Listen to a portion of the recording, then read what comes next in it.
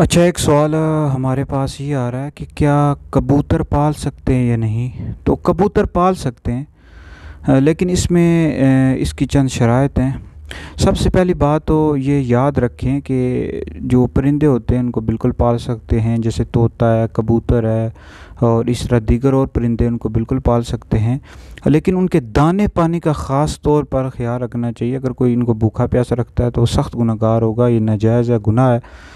और एक जो ज़रूरी बात है वो ये है कि कुछ लोग कबूतर पालते हैं और फिर जब दूसरे के कबूतर या कबूतरी या कबूतर आ गया फिर उसको वापस नहीं करते, ये भी नाजायज़ गुनाह है, दूसरे बंदे को वापस करें।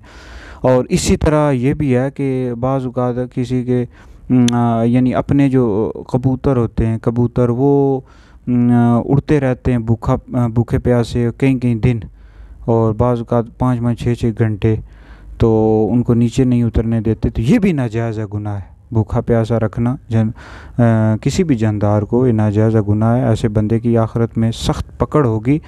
तो लिहाजा बिल्कुल कबूतर और दीगर जो परिंदे उनको पाल सकते हैं, लेकिन उनके दाने पानी का ख़ास तौर पर ख्याल रखें और उनकी यानी अच्छे तरीके से ख्याल रखें। तो इसमें भी अजर व सवाब भी है और रखना भी जायज़ है।